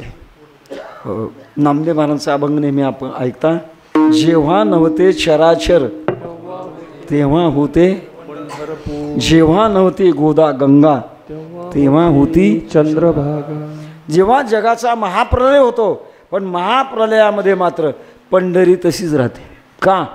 वसे सुदर्शनावरी म्हणून अविनाश पंढरी. अशा अविनाश स्वरूप असणारी पंढरी, तिथे तुम्ही मला वास्तव्य द्या. अर्थात तिथे पंढरीमध्ये जन्म घाला. ही गंमत आहे महाराज. भक्तामध्ये सुद्धा 2 प्रकार आहेत. एक भगवत भक्ती अशी आहे, अखंड भगवंताच्या जवळ राहून भगवंताची भक्ती करणं, हा एक प्रकार आहे. दुसरा प्रकार आहे जाऊन येऊन भक्ती करणं, हा दुसरा प्रकार आहे. नामदेव महाराज पहिल्या प्रकारातले, पंढरीचा वास, चंद्रभागे स्नान आणि एक दर्शन विठोबाचे. याचं एक कारण आहे महाराज, जेव्हा आपल्या आत प्रेम निर्माण झाल्यानंतर अधिक संवाद झाला की प्रेम कमी होतं. सिद्धांत आहे. आतिपरिचया दवज्ञा संतत गमना दना दरो भवती मलय भिल्ल पुरंदर चंदन तरु काष्टमिंदनम कुरुते. मलयागिरी पर्वतावरच्या महिला जो चंदन तुम्हाला पाहायला मिळत नाही त्याचं सर्पण करतात, त्याच्यावर स्वयंपाक करतात, कारण अतिपरिचय. एक जुनी मराठी कविता होती, अतिपरिचय खोटा मान राहात नाही, प्रगट दिसे भानू तो जगी तुच्छ पाही, लघु शशी द्वितीयेचा वंदिती सर्व भावे, म्हणून सखयाबा दूरदेशी राहावे. अति सानिध्यामध्ये प्रेम टिकत नाही, पण ते टिकवण्याची ताकद नामदेव महाराजांची, म्हणून ते सहवासात राहतात. आणि येऊन जाऊन भगवंताचं प्रेम व्हावं. होईन भिकारी पंढरीचा वार करी, हाचे माझा नेम धर्म मुखी विठोबाचे नाम. जायचं यायचं जायचं यायचं. वियोगातून भगवान परमात्म्याची भक्ती आणि संयोगातून भगवान परमात्म्याची भक्ती. नामदेव महाराजांनी संयोगातली भक्ती केली आणि त्यांचाच पुढचा अवतार जगद्गुरु तुकोबाराय यांनी वियोगातली भक्ती केली. पंढरीची वारी आहे माझे घर, आणि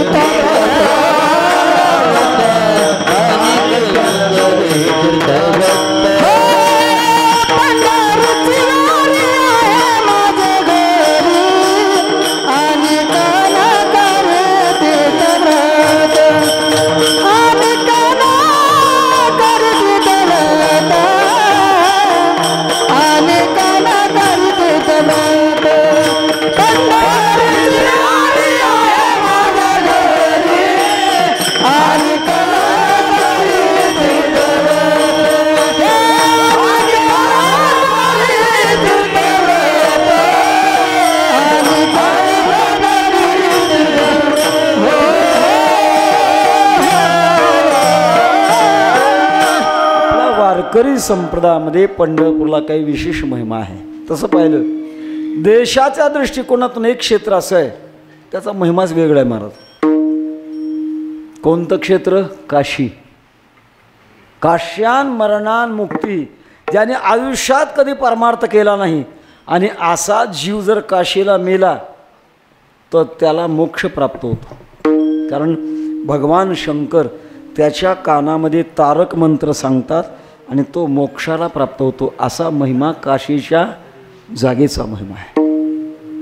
म्हणून काही माणसं मरायला कुठं जातात?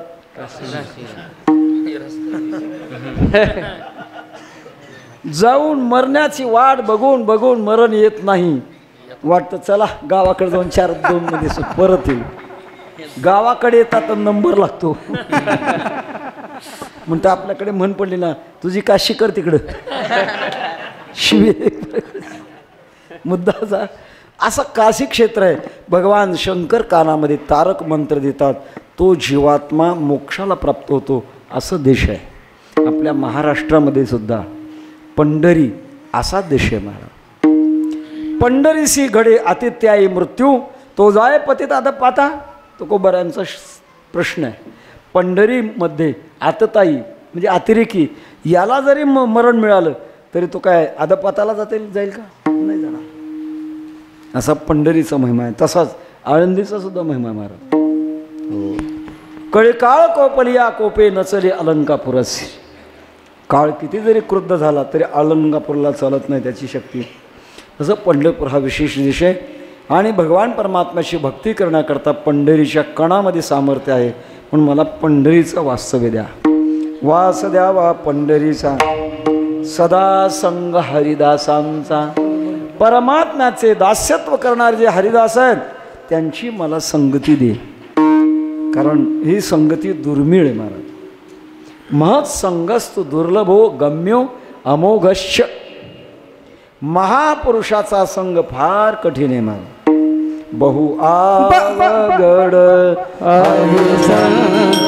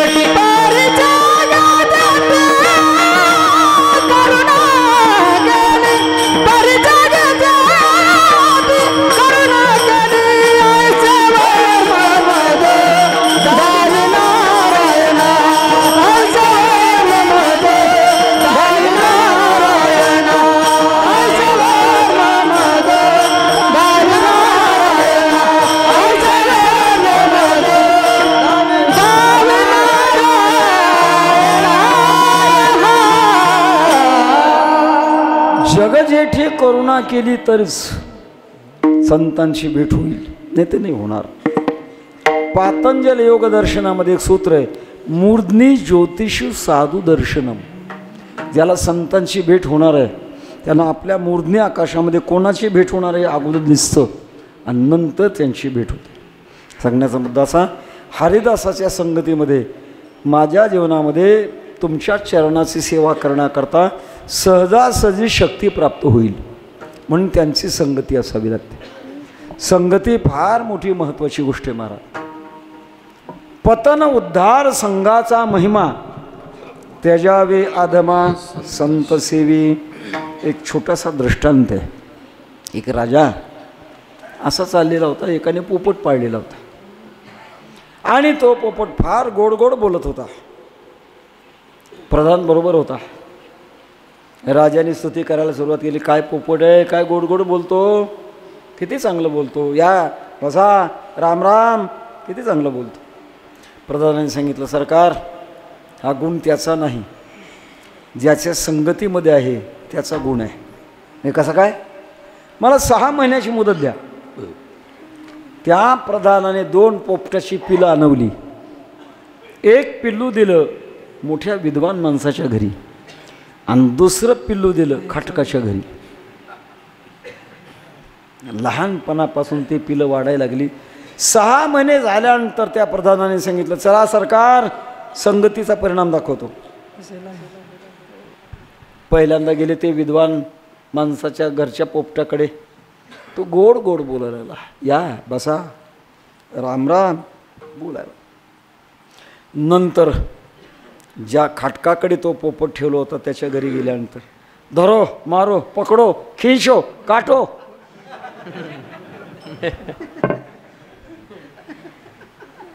राजाला म्हटल्यानंतर राजाने उपसली तलवार. तलवार उपसल्यानंतर सांगतात, प्रधानाने सांगितले, थांबा, त्या पहिल्या पोपटाकडे जाऊ. पोपटाकडे गेल्यानंतर तो सांगायला लागला, राजा गवेषणानां सशृणोति वाक्यम अहम राजन वचनम मुनीना न तस्य दोषो न च मद गुणो वा संसर्गजा दोष गुणा भवंती. त्याचा दोष नाही आणि माझा गुण नाही, जसा सहवास असावा तसं घडतं. विठ्ठल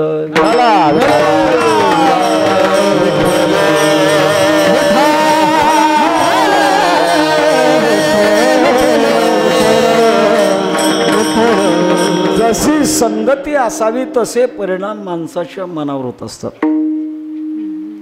वैकुंठवासी हरिभक्तीपरायण गुरुवर खंदारकर महाराज एक गंमत सांगायची. एक मोठं कुटुंब होतं म्हणायचे, खेड्यातलं कुटुंब. आपल्याकडे अजून कुटुंब पद्धती आम्हाला प्रवासामध्ये पाहायला मिळतं. काही कुटुंबामध्ये 40-40 माणसं आहेत पण एकमेकाचा मतभेद होत नाही. काय चांगली संस्कृती महाराज. असं एक मोठं कुटुंब होतं आणि त्या मोठ्या कुटुंबातली अशी लहान लहान मुलं शिक्षणाच्या काळात होती. खेड्यातली शाळा बरोबर नाही म्हणून घर मालकाने चांगल्या तालुक्याच्या शहराच्या ठिकाणी त्या मुलांना शिक्षणाकरता शाळेत घातलं. आता तो काळ असा होता की त्यावेळेला मेस नव्हत्या. मग आता त्यांना खाण्यापिण्याची व्यवस्था म्हणून घरातली एक आजीबाई त्यांना स्वयंपाक करून खाऊ घालण्याकरता ठेवली. आजीबाईने स्वयंपाक करायचा, मुलांनी शाळा करायची. पण प्रकार बघता बघता कालांतराने मुलं शाळेची वेळ 10 ते 5, पण मुलं घरी येऊ लागली रात्री 8:30-9 वाजता. आजीबाई विचार करू लागली, काय करतात, इतका वेळ जातात कुठं, 5 ते 8:30, 3.5 तास कुठे जातात. आजीबाई चौकशीला लागल्या आणि चौकशीला लागल्यानंतर किती जरी मुलांना विचारलं तर मुलांनी सांगायचं, आजी गुरुजींनी होमवर्क करायला सांगितला होता म्हणून मित्राच्या घरी गेलो होतो. खोटं बोलायला तयार असतात. खऱ्या अर्थानं होमवर्काकरता जात नव्हते, ते सिनेमा पाहायला जायचे. शाळा सुटली की सिनेमा पाहायला जायचं. खोटं किती लपणार आहे महाराज. शेवटी आजीबाईला कळलं. आजीबाईने सगळे पोरं पुढे घेतले, का रे बाळाओ, तुम्हाला तुमच्या बापाने इथं ठेवलं ते सिनेमा पाहायला ठेवलं का शिकायला ठेवलं आहे? आता मी तुमच्या बापाला बोलून घेणार आणि तुम्हाला गावाकडे नाही लावला. मुलं विचार करू लागली, आता काय करावं. आजीबाई सिनेमा सुखाच्या आड येऊ लागली. काय करावं. मोठी हुशार होते. त्याने नेहमी आजीबाईला म्हणायचं, आजीबाई फार चांगला सिनेमा आला आहे, फार चांगला सिनेमा आला. आजीबाई वारकरी होत्या आणि वारकऱ्याने सिनेमा पाहायचा. आजीबाईला ते वाईट वाटायचं, मेल्या मुर्द्या म्हणायचं, अरे मला सिनेमा सांगता का रे. बघता बघता पुन्हा पुन्हा पुन्हा पुन्हा सांगता सांगता मुलांनी सांगितलं, आजी देवाचा सिनेमा आहे, वाईट काही नाही त्याच्यामध्ये. आजीबाईला वाटलं नेहमी सांगतात, बघू तरी एका दिवशी. आजीबाई सिनेमा पाहायला गेल्या, 2 तासाचा सिनेमा पाहिला, घरी येऊन झोपल्या. सकाळी उठल्या, बरं एरवी योग या दुर्लभ तो म्या देखील असं नेहमी आजीबाई म्हणायच्या. पण त्या दिवशी मात्र सिनेमातलं गाणं म्हणायला लागल्या. 2 तासाचा परिणाम, धरो जाता संग तवा तो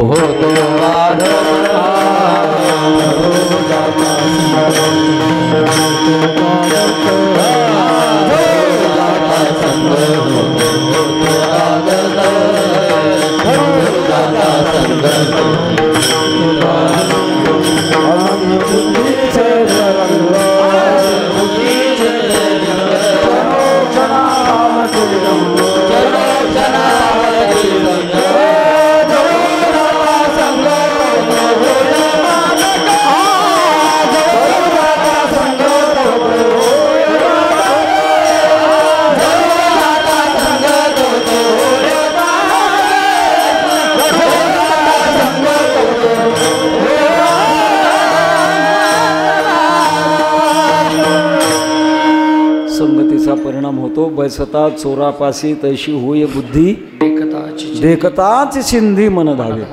आपल्या शरीरातून आपले काही स्पंदनं बाहेर पसरत असतात आणि आपल्यापेक्षा दुबळा असेल तर त्याच्या मनावर परिणाम करत असतात. ज्याच्याकरता हरिपाठात अभंग आपण म्हणतो, संतांचे संगती मनोमार्गगती, आकळावा श्रीपती येणे बनते. 1968 पंढरपूरला स्वामी रामसुखदाजींचा सत्संग झाला होता. 2 प्रकारचा सत्संग होता.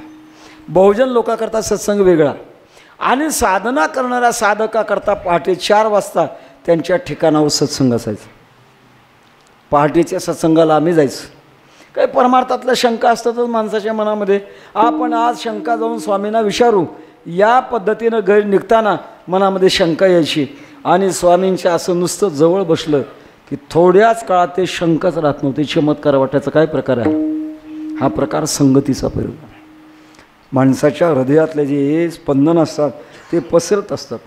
आपण आपल्या संप्रदायामध्ये महापुरुषाचे फोटो काढत असताना भोवती असं गोल प्रकाशाचं एक वलय, गोल वर्तुळ काढतो. ते कशाचं द्योतक आहे? ते याचंच द्योतक आहे.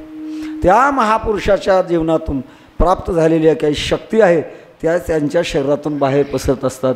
तेव्हा या पद्धतीप्रमाणे आम्हाला संगती पाहिजे, ती हरिदासाची संगती पाहिजे आणि त्यांच्या संगतीमध्ये आम्ही भगवान तुमच्या चरणाची सेवा करू. बरं, कदाचित या जन्मामध्ये ते शक्य झालं नाही आणि हे जन्माचं आयुष्य संपलं, पुढचा जन्माचा जर प्रकार मिळाला तर त्यावेळा जन्म हो का भला ते आती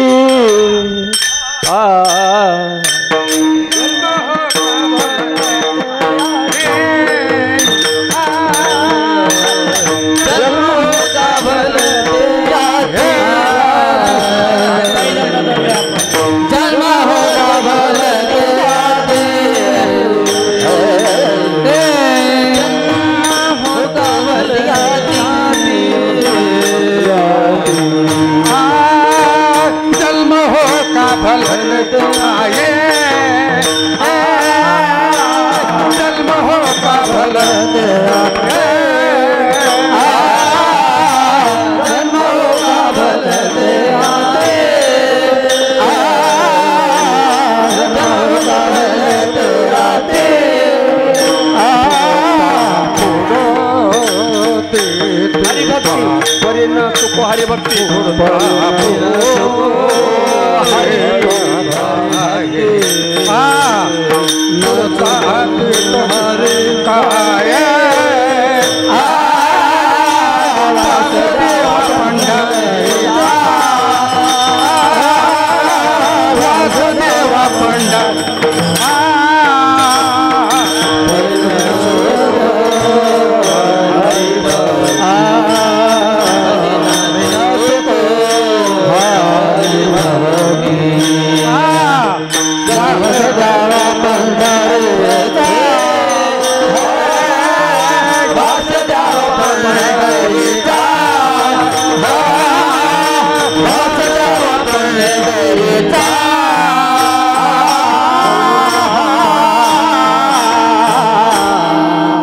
जन्म हो का भलते याती, परे न चुको हरिभक्ती. आम्हाला देवा कोणताही जन्म मिळू द्या, पण तुमची भक्ती चुकवू नये. वृक्ष करसी सरी तुळशीचे निमिसे, तुझे द्वारी वसे ऐसे करी. काही जन्म द्या देवा, त्या बाबतीत आम्ही तुम्हाला संकट घालत नाही. कोणत्याही जाती जन्म मिळाला, पण तुमची भक्ती मात्र आमच्या हृदयातून खंडित होऊ नये. जन्म महत्त्वाचा नाही, भक्ती अत्यंत महत्त्वाची आहे. कारण त्या भक्ती प्रेमसुखाची शक्ती बाकी कुठल्याही गोष्टीच्या बरोबर तुलना होऊ शकत नाही. अशा प्रकारची श्रेष्ठ शक्ती आहे. एवढा करता आमच्याकडनं तुमची भक्ती अखंड चालावी, तुमची शरणसेवा चालावी. वास द्यावा पंढरीचा, सदा संग हरिदासांचा. सदा हा देखील शब्द महत्त्वाचाच आहे.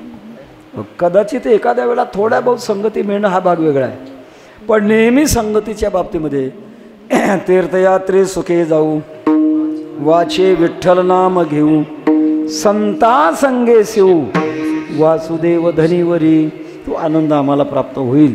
एवढ्या करता भगवंता आम्हाला हे द्या. तेव्हा देत असताना कदाचित तुम्हाला वाटेल आणखी काही वेगळं मागेल का, मला यापेक्षा काही वेगळं मागायचंच नाही असा आग्रह नामदेव महाराज शेवटचे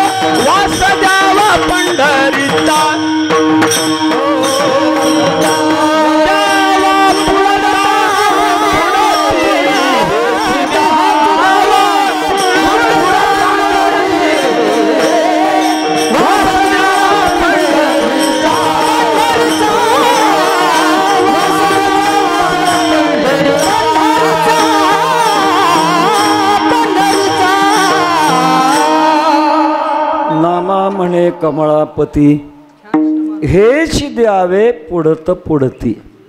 भगवंताला कमळापती विशेषण देतात. कमला म्हणजे लक्ष्मी, आणि लक्ष्मीचा जो पती त्याचं नाव आहे कमलापती. कमला विलासली पायी. कमला म्हणजे लक्ष्मी, लक्ष्मीचं नाव आहे कमळा. म्हणून लक्ष्मी ऐसाबाचा फोटो पाहत असता आपण कमळामध्ये विराजमान झालेले आपण पाहतो. आणि कमळ शब्दाचा अर्थ आहे कम अलम. कम म्हणजे सुख, अलम म्हणजे पुरे. पुरे म्हणेपर्यंत सुख प्राप्त होणं त्याचं नाव आहे कमल. अशा कमलाचे आपण पती आहात. आम्हाला हेच पुन्हा पुन्हा द्या तुम्ही. एक प्रश्न थोडा आहे आणि आपल्या वेळेच्या आत चिंतन आपण समर्पण करणार आहोत. कोणता प्रश्न आहे? जगाचा मालक भगवान परमात्मा आहे, कर्तुम अकर्तुम अन्यथा कर्तुम. आणि पुन्हा जन्म हो का भलते याती, पुन्हा दुसरा जन्म घ्यायचा, याच्यापेक्षा चिरंजीवपणा का मिळ मागत नाहीत?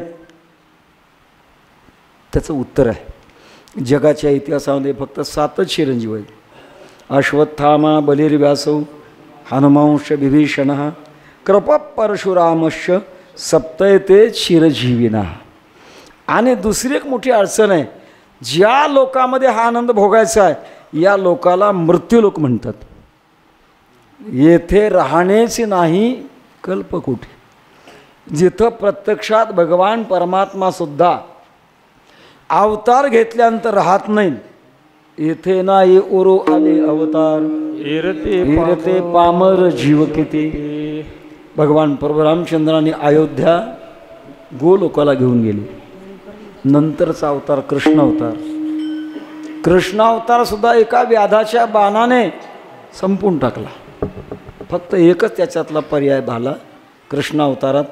भगवान कृष्ण परमात्म्याचं जे हृदय आहे ते हृदय तसंच राहिलं, समुद्रामध्ये विसर्जित केलं आणि ते वाहत वाहत जगन्नाथपुरीपर्यंत पोचलं. तिथल्या राजाला दृष्टांत झाला, माझं हृदय आलं आहे आणि त्या हृदयाला तुम्ही स्थापित करा. पण जगन्नाथ प्रभूच्या मूर्तीमध्ये भगवान कृष्ण परमात्म्याचं हृदय अजून आहे. अपवादातली गोष्ट आहे, अजून आहे, ते धडधडतं आहे. आणि तिथला नियम आहे, प्रत्येक 12 वर्षाला मूर्ती बदलतात. आणि मूर्ती बदलत असताना पहिल्या मूर्तीतलं जे भगवंता कृष्ण परमात्म्याचं हृदय आहे ते काढायचं आणि नवीन मूर्तीमध्ये बसवायचं. पण बसवण्याकरता कोणाची हिंमत होत नाही महाराज. ते हृदय बसवत असताना डोळे बांधावे लागतात. जर हृदय बसवणाऱ्याने जे पाहिलं तर तिथंच त्याचा मृत्यू होतो. त्याच्याकरता ते डोळे बांधून घेतात आणि पहिल्या मूर्तीतलं हृदय काढतात, दुसऱ्या नव्या मूर्तीमध्ये हृदय बसवतात. भगवान जगन्नाथाचं महत्त्व काही वेगळं आहे. 4 धामामध्ये जगन्नाथपुरी हे आगळी वेगळी अशा प्रकारचं महत्त्व आहे. सांगण्याचा मुद्दा असा आहे की नियम आहे, या मृत्यूलोकामध्ये आल्यानंतर शरीर सोडावंच लागतं. का? याचं कारण आहे, उसणं आणलं आहे. सामान्य पामराचा असू द्या, विषयी माणसाचा असू द्या, जिज्ञासू असू द्या किंवा मुक्ताचा असू द्या, भक्ताचा असू द्या, त्यांनी आणलेलं जे शरीर आहे ते उसणं आणलेलं आहे. पिंड हा उसना अनिला पचाचा, शेखी लागे ज्याचा त्याशी. उसनी आणलेली वस्तू ठेवून घ्यायची नाही, परत करायची. आपण बहुतेक शेतकरी आहात, आपल्याकडे म्हण आहे, खरीप पेरावं धावून आणि रब्बी पेरावी राहून. हे शेतकरी असल्याशिवाय करणार नाही. खरीप पेरावं धावून, मृग नक्षत्रात 4-5 बोटं ओल झाले की धावून ताज्या वापेला पेरायचं म्हणतात. आणि रब्बी थांबून थांबून, यावर्षी तर थांबावंच लागतं. सांगण्याचा मुद्दा असा हो. आणि एखादा माणूस शेतकरी पेरायला लागला, पेरता पेरता काय तुकोबारांना शेतीचं शास्त्र किती माहीत होतं महाराज बारकाव्याचं. ओटीचे परीस मुठी शेती वाढे, ओटीपेक्षा मुठीचं वाढतं म्हणतात. त्याकरता कल्पना करा, एखाद्या शेतकऱ्याचं एक 10 फूट रान पेरायचं राहिले, ती पण मोडली. बैलावरची ती पण, ट्रॅक्टरशी नाही, बैलावरची ती पण मोडली. आणि तो विचार करतो आपल्या शेजाऱ्याची पेरणी झाली आहे आणि त्याच्या टिपणीचं माप आणि आपल्या टिपणीचं माप एकच आहे. तो जातो शेजाऱ्याकडे, ती पण मोडली आहे आणि भरून आनंद पुन्हा पेरणं उशीर होणार आहे, तुमची शेती पण शिल्लक आहे, देता का तेवढं पेरण्याकरता. शेतकरी जीवनामध्ये एक सहाय्य करू, अवघे धरू सुपंत, जा बाबा घेऊन जा. तो घेऊन येतो आणि ती पण आणल्यानंतर राहिलेलं पेरतो.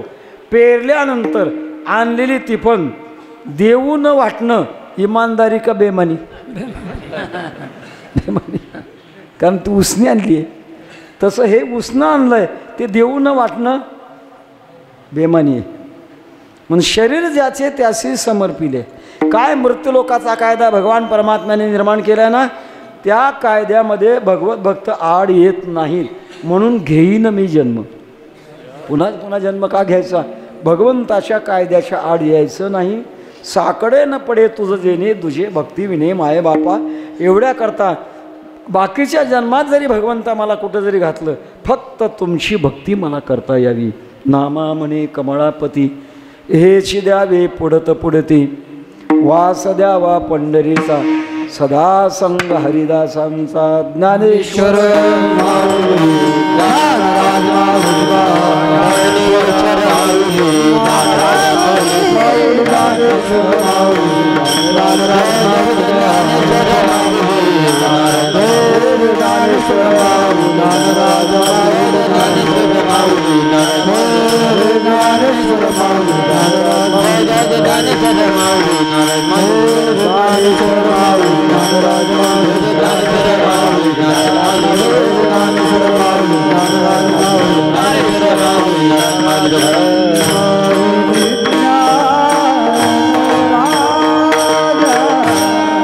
प्रेममूर्ती नामदेव महाराज गेले आधी दयानिधी संत. ते केवढा चमत्कार आहे महाराज.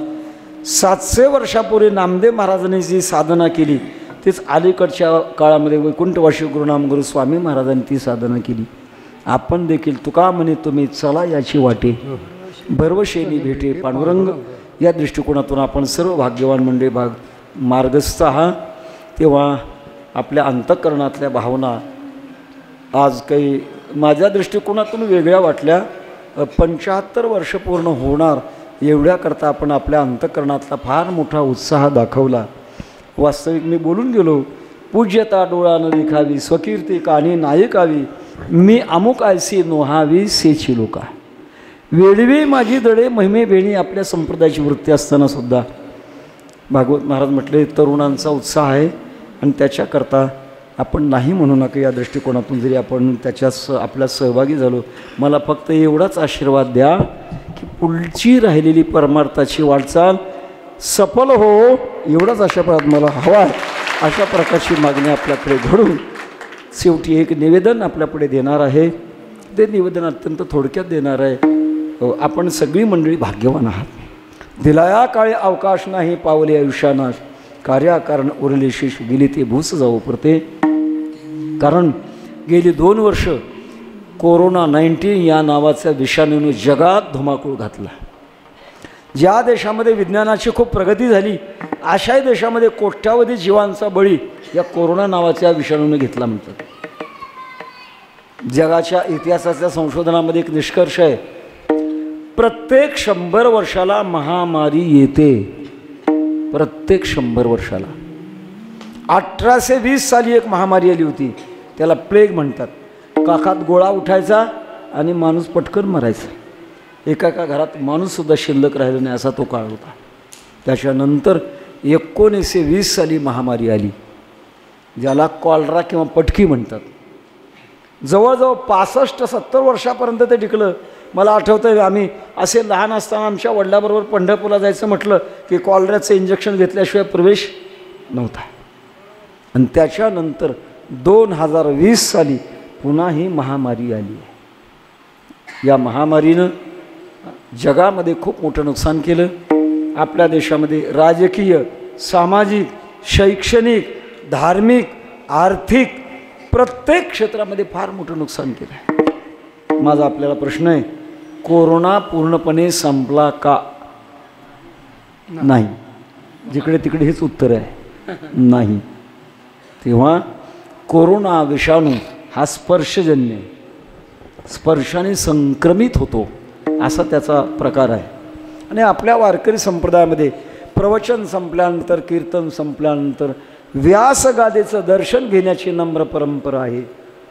पण माझी आपल्याला विनंती आहे, काही काळापर्यंत आपण थांबण्याची गरज आहे. कारण आम्ही महाराष्ट्रातल्या सगळ्या जिल्ह्यात फिरतो. कोणाकडनं काय गबाळ आमच्याकडे आलं आहे कोणास ठाऊक, ते तुमच्याकडे जाऊ नये एवढ्याकरता कोणीही दर्शनाचा प्रयत्न न करताना बसलेल्या जागेवर हात जोडून मी सर्वांचं दर्शन घेतो.